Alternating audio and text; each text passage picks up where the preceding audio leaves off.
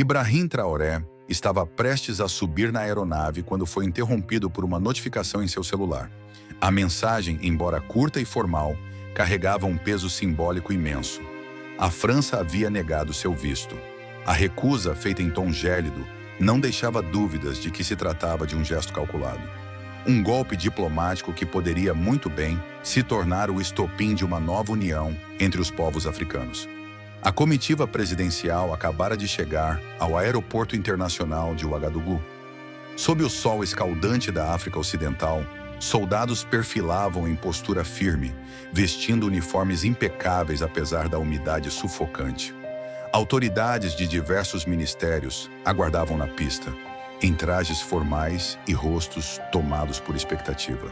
Um longo tapete vermelho estendia-se do comboio oficial até a escada da aeronave presidencial.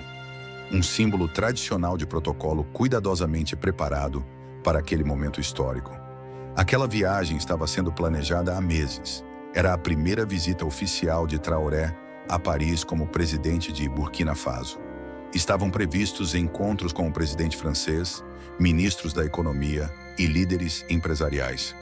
As negociações incluíam contratos envolvendo recursos naturais, cooperação em segurança e programas de ajuda ao desenvolvimento.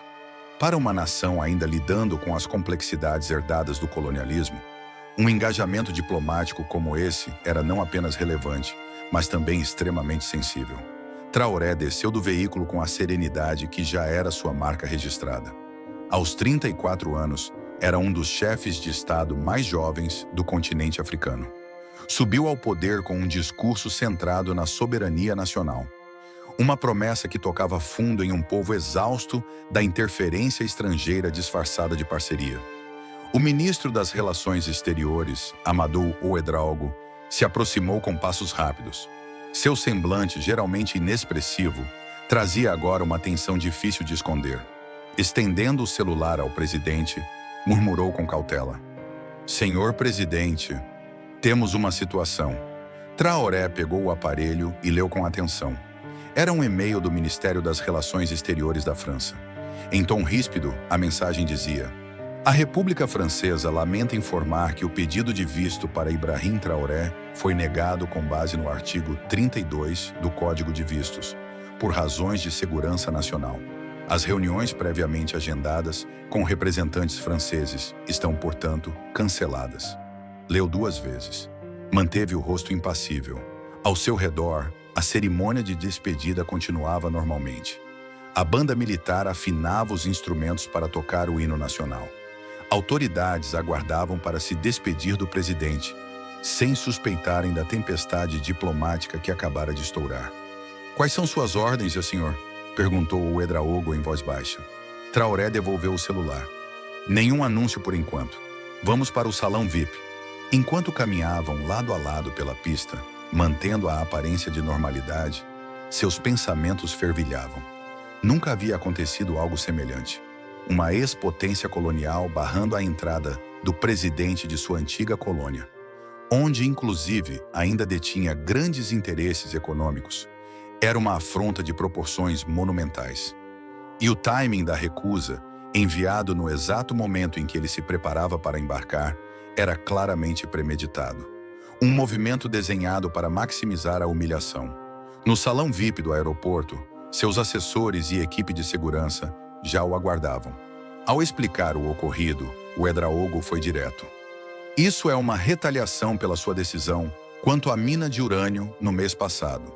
O ministro da Defesa, Kaboré, um veterano fiel ao país, assentiu com firmeza. "Eles estão mandando um recado." 3 semanas antes, Traoré havia anunciado o cancelamento de um contrato de exploração que concedia a uma empresa francesa direitos exclusivos sobre os depósitos de urânio de Burkina Faso. As condições do acordo eram extremamente prejudiciais ao país africano. Em pronunciamento televisionado, o presidente classificou o tratado como essencialmente colonial, revelando que menos de 10% do valor extraído ficava em território nacional, enquanto a população local sofria com os impactos ambientais e sanitários. Diante dos seus conselheiros, ele perguntou: "E agora? Podemos emitir um protesto formal. sugeriu Ouedraogo. Convocar o embaixador deles para explicações. É exatamente isso que eles esperam, retrucou a ministra das Finanças, Savadogo, uma economista inteligente formada em Paris, que havia retornado ao país para servi-lo com integridade. Querem uma resposta simbólica, fácil de ignorar, enquanto seguem exercendo pressão econômica nos bastidores. Eles querem nos rebaixar. Controlam nosso acesso às plataformas internacionais, mesmo após a independência formal, completou Diop, chefe de gabinete de Traoré. O presidente se levantou e foi até a janela. Lá fora, o avião presidencial continuava a ser preparado para uma viagem que já não aconteceria. A bandeira de Burkina Faso, pintada na cauda da aeronave, brilhava sob a luz intensa da manhã africana. Aquela cena, silenciosa e simbólica, o lembrava do que estava em jogo. Dignidade, autodeterminação e o futuro de uma nação que já não aceitava ser tratada como colônia. Antes de continuar, se você chegou até aqui, é porque sente o poder dessa história tanto quanto nós. Então, não esqueça de deixar o seu like agora mesmo e se inscrever no canal. Aqui, cada vídeo é um mergulho profundo na trajetória, nas ideias e nas transformações lideradas por Ibrahim Traoré. Este canal é inteiramente dedicado a contar, com detalhes e intensidade, cada passo desse líder que está reescrevendo a história da África. Se você acredita na força de uma África livre, soberana e unida, este é o seu espaço. Assine o canal e ative o sininho, porque o futuro do continente passa por Traoré e nós vamos mostrar isso em cada capítulo. Vamos continuar. Traoré voltou-se calmamente para sua equipe. Chamem o embaixador francês. Quero vê-lo no meu gabinete em 1 hora. Diante da expressão de surpresa estampada no rosto de seus assessores, ele completou: não estarei naquele avião, mas ele também não partirá vazio. Horas depois, já de volta ao Palácio Presidencial, o líder burkinense se sentou à mesa do gabinete e mergulhou em um dossiê montado às pressas. O documento trazia, em detalhes, o vasto domínio francês sobre setores estratégicos da economia nacional. Concessões em mineração, contratos de infraestrutura, fluxos de comércio exterior. Quando vistos em conjunto, os dados revelavam algo alarmante. Mesmo após a independência formal, a dominação francesa persistia com impressionante intensidade.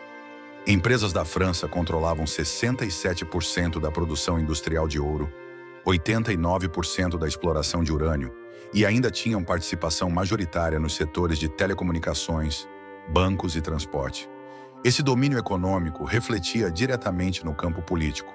Governos anteriores haviam se curvado repetidamente aos interesses de Paris, evitando qualquer decisão que pudesse gerar atrito com o antigo colonizador. E foi nesse cenário que o interfone tocou. Senhor presidente, o embaixador francês chegou. Mande entrar. Jean-Marc Renault entrou na sala com o porte seguro de um diplomata veterano. Alto, cabelos grisalhos, terno impecável apesar do calor. Representava uma potência que, por mais de 6 décadas, havia moldado não apenas as instituições e a economia de Burkina Faso, mas também sua identidade nacional. Senhor presidente, iniciou Renault com um sorriso diplomático e um tom levemente condescendente. Creio que houve algum mal-entendido em relação ao seu visto. Gostaria de... Não houve mal-entendido, embaixador, interrompeu Traoré com firmeza, deslizando lentamente um documento pela mesa. A posição de seu governo está bastante clara. Renault pegou o papel e leu em silêncio. Seus olhos se arregalaram. Era uma ordem formal de expulsão. 34 diplomatas franceses, incluindo ele próprio, deveriam deixar o país em até 48 horas. Isso é uma reação desproporcional.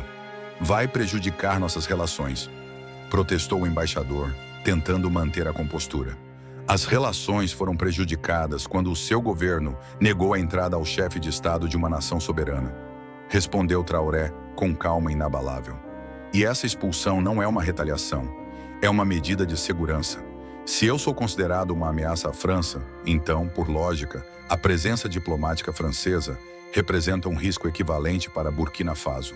Renault tentou adverti-lo. As consequências serão severas. Estamos falando de cooperação econômica, ajuda ao desenvolvimento, segurança rege Traoré, voltou-se calmamente para sua equipe. Chamem o embaixador francês. Quero vê-lo no meu gabinete em 1 hora. Diante da expressão de surpresa estampada no rosto de seus assessores, ele completou: não estarei naquele avião, mas ele também não partirá vazio. Horas depois, já de volta ao palácio presidencial, o líder burkinense se sentou à mesa do gabinete e mergulhou em um dossiê montado às pressas. O documento trazia em detalhes o vasto domínio francês sobre setores estratégicos da economia nacional. Concessões em mineração, contratos de infraestrutura, fluxos de comércio exterior. Quando vistos em conjunto, os dados revelavam algo alarmante. Mesmo após a independência formal, a dominação francesa persistia com impressionante intensidade. Empresas da França controlavam 67% da produção industrial de ouro, 89% da exploração de urânio e ainda tinham participação majoritária nos setores de telecomunicações, bancos e transporte. Esse domínio econômico refletia diretamente no campo político. A recusa do visto fora tão descaradamente ofensiva que fornecia a justificativa perfeita para um movimento que ele vinha maturando desde o início de seu governo: a reconstrução total da relação pós-colonial que mantinha os países africanos em estado de subserviência permanente. Sem perder tempo, começou a fazer ligações estratégicas. Um por um, os presidentes de Mali, Níger, Guiné e Sagal atenderam. Cada conversa seguia um roteiro semelhante. Ele expunha a situação vivida, analisava a continuidade da dominação econômica da França na África Ocidental e, por fim, fazia uma proposta que surpreendia até seus aliados mais próximos. Isso não diz respeito apenas a Burkina Faso, afirmou ao presidente do Níger, país também explorado por contratos de urânio em condições predatórias. Trata-se da dignidade de todas as nossas nações. Precisamos de uma resposta coletiva. O presidente do Mali, recentemente criticado pela França por buscar apoio militar fora dos parceiros ocidentais, foi direto. Eles usam sempre o mesmo manual contra todos nós: isolamento diplomático, chantagem econômica, ameaças de segurança. Estamos lutando cada um por si e perdendo. Está na hora de nos unirmos. Naquela noite, Traoré apareceu em rede nacional. Sentado em seu gabinete, com a bandeira de Burkina Faso ao fundo, explicou à população o que havia acontecido. Sua voz, firme e serena, ecoou por todo o continente. Cidadãos de Burkina Faso, hoje nossa antiga potência colonial tentou humilhar não apenas a mim, mas a toda a nossa nação. Ao negar o visto ao presidente democraticamente eleito, a França deixou claro que para eles ainda somos súditos, não iguais. Em seguida, anunciou a expulsão dos diplomatas franceses. Mas não parou por aí. Este incidente revela uma verdade profunda. 60 anos após a independência, nossos recursos, nossas economias e até nossas decisões diplomáticas ainda estão sob controle dos antigos colonizadores. A verdadeira soberania continua sendo uma ilusão. A transmissão não era assistida apenas em território burkinense. Em toda a África Ocidental, milhões de pessoas acompanharam em tempo real. No Mali, o presidente Dio assistia ao discurso em silêncio, acenando com a cabeça em sinal de concordância. Em Sagal, o presidente Mbaye fazia anotações. No Níger, o presidente Zufou convocava uma reunião emergencial do gabinete antes mesmo de Traoré terminar de falar. Amanhã, disse ele ao encerrar, proponho aos nossos irmãos africanos um novo caminho, um pacto regional de reciprocidade diplomática. Que nenhuma nação africana mais fique sozinha diante do desrespeito internacional. As redes sociais explodiram. A hashtag número Dignidade Africana viralizou. Milhões passaram a compartilhar experiências de vistos negados, situações humilhantes em embaixadas e o tratamento desigual que seus países recebiam. Na manhã seguinte, a França acordou no centro de uma tempestade diplomática. Burkina Faso havia expulsado toda a missão francesa. Mali e Níger anunciaram medidas semelhantes. Até mesmo Sagal, historicamente o aliado mais estável da França na região, chamou seu embaixador em Paris para consultas. No Ministério das Relações Exteriores francês, o clima era de caos. Era para ser só um recado ao Traoré? para ele recuar nos contratos de mineração, disse um assessor. O ministro, com um olhar sombrio, respondeu: subestimamos ele e ignoramos a solidariedade regional. Ligue para o presidente. Isso se transformou em uma crise estratégica. Enquanto isso, em Abuja, capital da Nigéria, uma sessão extraordinária estava sendo convocada. A recusa de um visto, um simples carimbo negado em um passaporte presidencial, tornou-se o estopim de uma das maiores revoluções diplomáticas da história contemporânea da África. O que era para ser apenas mais uma demonstração sutil, mas profundamente simbólica, de superioridade, acabou se transformando no catalisador de uma verdadeira tempestade geopolítica.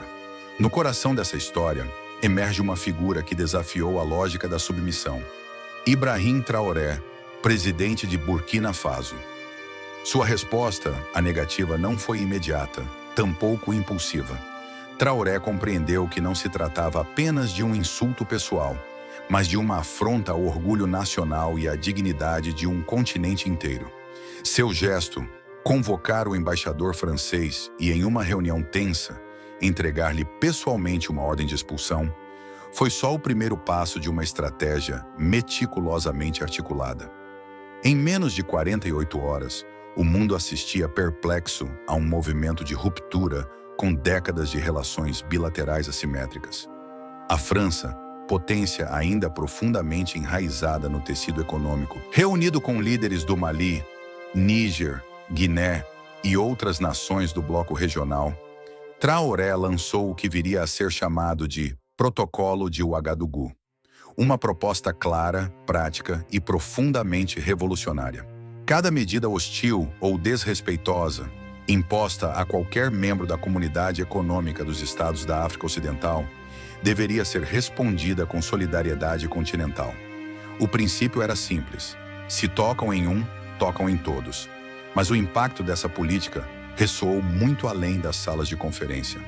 As ruas de Dakar, Abidjan e Kinshasa se encheram de jovens marchando com cartazes onde se lia "Dignidade Africana" e "Chega de colonialismo". Debates foram organizados em universidades, intelectuais começaram a publicar manifestos, empresários declararam apoio público à reciprocidade diplomática. O que começou como um gesto de resistência transformou-se em um levante intelectual, cultural e político. Pela primeira vez em décadas, a África parecia falar com uma só voz. A adoção unânime do Protocolo de Ouagadougou pelas 15 nações da CEDEAO reconfigurou o jogo geopolítico em curso.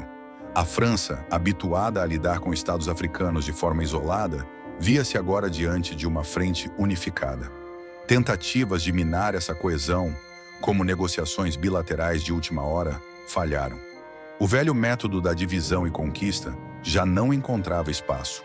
Mais do que nunca, Traoré compreendia que sua batalha não era apenas por Burkina Faso, mas pela redefinição do lugar da África no mundo. No auge da crise, o próprio presidente francês ligou pessoalmente a Traoré em uma tentativa de restaurar relações. A conversa, embora cordial, revelou o ponto de não retorno. Traoré deixou claro: não se tratava mais de um visto. Tratava-se de justiça, de igualdade, de soberania. Era o início de uma nova era. Mas Traoré não parou na soberania diplomática. A segunda fase da chamada Doutrina de Ouagadougou foi anunciada em uma cúpula virtual com os demais líderes africanos. Soberania econômica. Uma verdadeira reestruturação do modelo econômico herdado do colonialismo. Prioridade ao comércio intra-africano. Criação de um banco de investimentos regional. Renegociação dos contratos de exploração de recursos. Cada proposta era como um golpe simbólico nos pilares do neocolonialismo que ainda sustentavam o poder das antigas metrópoles sobre os destinos africanos.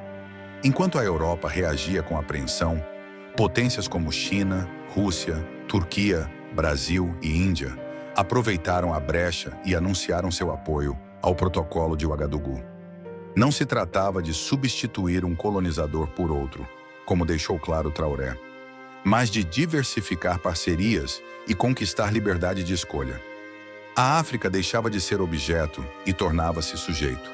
O mundo assistia atônito à rapidez com que um gesto, a recusa de um visto, transformava-se em movimento continental. De Ouagadougou para o mundo, a mensagem era clara: a dignidade não é negociável. A África não pede licença para existir como igual. Ela exige, como a história é imprevisível. O que começou como um ato de desprezo, a recusa de um visto, tornou-se a faísca que acendeu o fogo da dignidade continental. No palco internacional, um novo capítulo foi escrito. E nele, a África não aparece como figurante, mas como protagonista. Ibrahim Traoré, outrora um nome pouco conhecido, uma verdadeira revolução cultural acompanhava a revolução diplomática. Era o despertar de uma memória adormecida. A lembrança de que a África não era apenas um continente colonizado, mas um berço de civilizações, de conhecimento, de poder. Ao mesmo tempo, as relações econômicas entre países africanos e seus parceiros históricos foram completamente reestruturadas. A dependência do capital europeu foi gradualmente substituída por um robusto banco de investimentos continental. O Banco Pan-Africano de Desenvolvimento, criado sob a égide da doutrina de Ouagadougou, passou a financiar projetos estruturantes de energia, transporte, infraestrutura e agricultura, com foco em soluções endógenas. O comércio intra-africano saltou em volume e importância, reduzindo drasticamente os custos de transação e aumentando o valor agregado da produção local. Empresas africanas começaram a se internacionalizar, levando tecnologia, inovação e cultura para além do continente. Nações antes consideradas periféricas agora atraíam parcerias estratégicas não mais baseadas em caridade ou ajuda ao desenvolvimento, mas sim em trocas de alto nível. O conceito de terceiro mundo começava a perder sentido diante de uma África que se tornava, finalmente, dona do seu próprio destino. E talvez mais importante do que tudo isso, foi a mudança subjetiva que tomou conta dos africanos. A sensação de inferioridade imposta ao longo de séculos foi substituída por um novo tipo de orgulho. Não um orgulho arrogante, mas consciente, sereno e afirmativo. Um orgulho que dizia: estamos prontos para dialogar com o mundo, mas como iguais.